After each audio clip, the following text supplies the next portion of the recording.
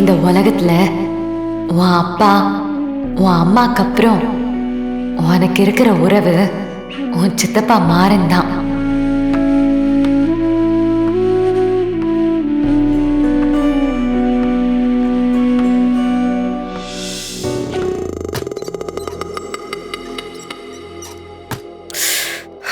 வீரா, பாப்பாக்கு எப்படி இருக்கு? வீரா, என்ன கண்டுக்காம போறா?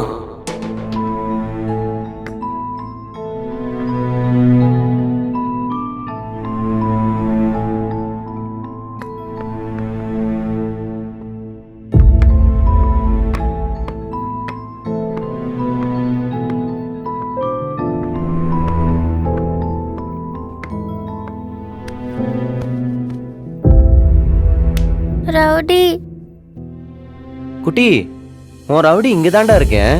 ரவுடி நீ நிம்மதியா தூங்கு. School rowdy. இன்னைக்கு ஸ்கூல் எல்லாம் இல்ல, இன்னைக்கு லீவு தான். நீ போக வேண்டாம். படுத்துக்கோ.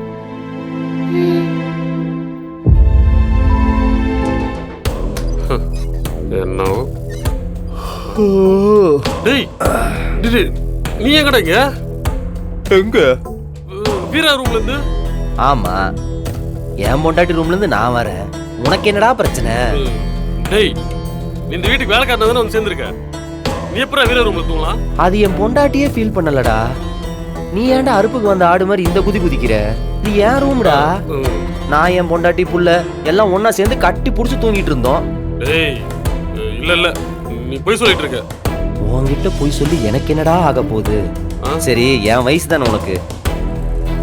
காலகாலத்துல கல்யாணத்தை பண்ணி குழந்தை குட்டியை பெற்றிருக்கணும்டா. அதை விட்டுட்டு இப்படி அடுத்தவன் பெட்ரூம் எட்டி பார்த்துக்கிட்டு இருக்க. கன்றாவி இந்த பொழப்புக்கு.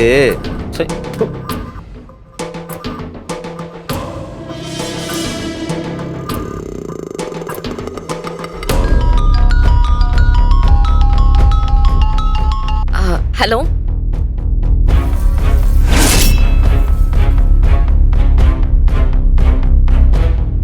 சரி நான் என்னன்னு பாக்குறேன்.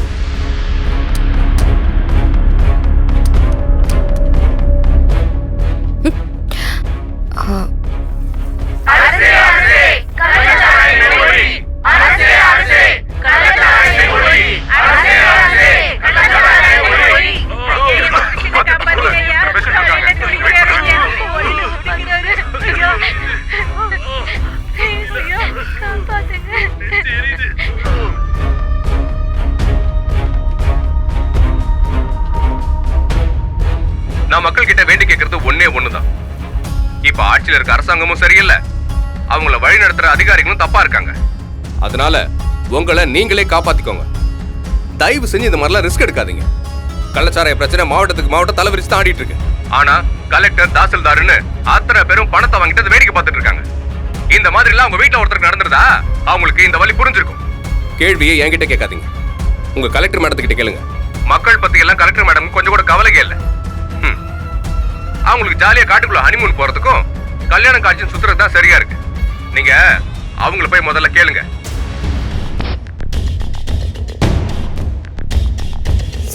ஏன் வீரா, என்ன நடக்குதாங்க? போன மீட்டிங்ல கூட கள்ளச்சாராய புழக்கம் அதிகமா இருக்குன்னு சொல்லி பார்க்க சொல்லியிருந்தல, என்னவா பண்ணிட்டு இருக்க நீ? அங்க ஹாஸ்பிட்டல்ல 40 பேரு குத்துயிரும் கொலவீருமா கிடக்குறாங்களா. இந்த நிமிஷம் வரைக்கும் நீங்க ஸ்பாட்டுக்கு போகவே இல்ல. அந்த எதிர்கட்சிக்கார கேண்டிடேட் பிரஸ்ல நம்ம கவர்மெண்ட கிழின்னு கிழிக்கிறாமா. அதுக்கு தான் நீங்க ட்ரான்ஸ்ஃபர் வாங்கிட்டு வந்தீங்களா? ஏதோ பொண்ணா இருக்கீங்களா? இந்த மக்களுடைய பிரச்சனை புரிஞ்சுப்பீங்கன்னா உங்களை இங்க ட்ரான்ஸ்ஃபர் பண்ண. நீங்க ஒரு காரியமும் செய்ய மாட்டீங்க. இங்க பாருங்கம்மா, உங்களால எங்க கவர்மெண்ட்டுக்கு தான் கெட்ட பேரு. சார் அப்படியெல்லாம் ஒண்ணும் இல்ல சார், நான் போய் பாக்குறேன். எப்ப போய் பார்க்க போறீங்க? இங்க பாருமா, இன்னும் 24 hours டைம்.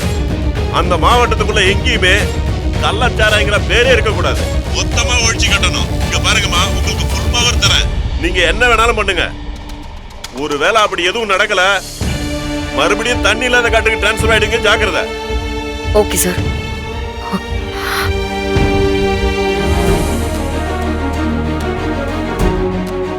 அத்த பாரு, உங்க அண்ணனை மாஸ் காட்டுறாப்ல. சிவனேன்னு ரூமுக்குள்ள அடைஞ்சு கிடந்த என் அண்ணனை இப்படி மாசா என்ட்ரி கொடுக்க வச்சிருக்க. எல்லாம் உண்டாலதான். பாரு என் அண்ணன் ஒயிட் அண்ட் ஒயிட்ல எப்படி இருக்குன்னு.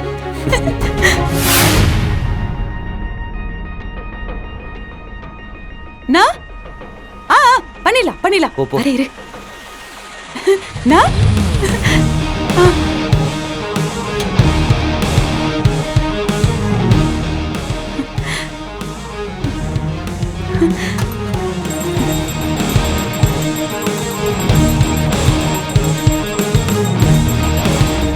மேடம், நீங்க அரசு அதிகாரிங்க. நாங்க அரசாங்கத்தை நடத்துறதுக்கு துணையா இருக்கவங்க. நாமெல்லாம் ஒன்னா சேர்ந்து டிராவல் பண்ணாதான் கவர்மெண்ட் நல்லா இருக்கும், மக்களும் நல்லா இருப்பாங்க. அப்படியா? ஆனா உன்னால எந்த பப்ளிக்குமே நல்லா இருக்கிற மாதிரி தெரியலையே. நீ அடிச்ச மணல் கொள்ளையால இயற்கை வளம் மொத்தமா பாதிக்கப்பட்டிருக்குன்னு நல்லா தெரியுது. நிலத்தடி நீர் அகல பாதாளத்துக்கு போயிடுச்சு. ஒரு சில ஏரியாவுல விவசாயமே பண்ண முடியல. அது போக அதுக்கு தடையா இருந்த பல பேரை நீ போட்டு தள்ளிட்ட. அதெல்லாம் தனி கதை. என்ன பத்தி உனக்கு தெரியாது. என்ன ஆதி சார் எழுந்திருச்சிட்டீங்க? டென்ஷனா இருக்கீங்களா? இந்தாங்க தண்ணி குடிக்கிறீங்களா? ஓ, இப்ப சார் என்ன திட்ட வந்திருக்கீங்களா? சார், இந்த மிரட்டல் உருட்டலுக்கெல்லாம் இந்த வீரா பயப்பட மாட்டான்னு உங்களுக்கு தெரியாதா? என்ன மிஸ்டர் ஆதி, நேத்து வரைக்கும் நான் தனி ஆளு. இன்னைக்கு எனக்குன்னு ஒரு ஃபுல் பேக்கப்பே இருக்கு. என் மேல ஒரு துரும்பு பட்டாலும் உன்னை அப்படியே செதில் செதிலா செதைச்சிருவா மாற.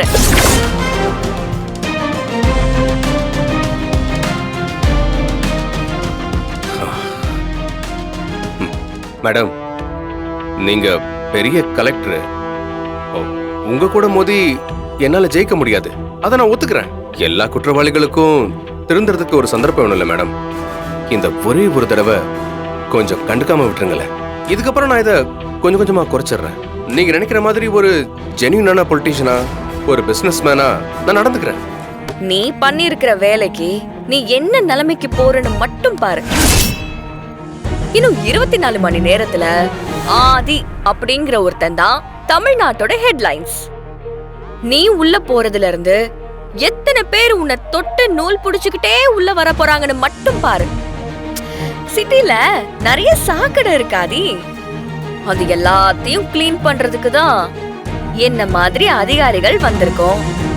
கொஞ்ச நாள் நான் தான் பொறுத்துக்கணும்னு நீங்க இப்படி சொல்றத என்னாலலாம் ஏத்துக்க முடியாது. அத சகிச்சுக்கிட்டு என்னாலையும் வாழ முடியாதுன்னா பாத்துக்கோங்களேன். நீங்க கிளம்பலாம்.